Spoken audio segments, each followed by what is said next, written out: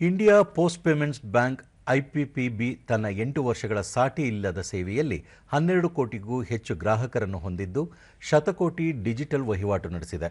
ದೇಶಾದ್ಯಂತ ಮನೆ ಬಾಗಿಲಿಗೆ ಬ್ಯಾಂಕಿಂಗ್ ಸೇವೆ ಒದಗಿಸುವಲ್ಲಿ ಮಹತ್ವದ ಪಾತ್ರ ವಹಿಸುತ್ತಿದೆ ಎಂದು ಕೇಂದ್ರ ಸರ್ಕಾರ ತಿಳಿಸಿದೆ. ಐಪಿಪಿಬಿ ಆರಂಭವಾದಾಗಿನಿಂದ ಬ್ಯಾಂಕ್ ಜಾಗತಿಕವಾಗಿ ಅತಿದೊಡ್ಡ ಹಣಕಾಸು ಸೇರ್ಪಡೆ ಉಪಕ್ರಮಗಳಲ್ಲಿ ಒಂದಾಗಿ ಹೊರಹೊಮ್ಮಿದೆ. 1.64 ಲಕ್ಷಕ್ಕೂ ಹೆಚ್ಚು ಅಂಚೆ ಕಚೇರಿಗಳು, 1.9 ಲಕ್ಷಕ್ಕೂ ಹೆಚ್ಚು ಪೋಸ್ಟ್ಮ್ಯಾನ್ ಹಾಗೂ ಗ್ರಾಮೀಣ ಡಾಕ್ ಸೇವಕರ ವ್ಯಾಪ್ತಿಯನ್ನು ಹೊಂದಿದೆ ಎಂದು ಕೇಂದ್ರ ಸಂಪರ್ಕ ಸಚಿವಾಲಯ ಹೇಳಿಕೆಯಲ್ಲಿ ತಿಳಿಸಿದೆ.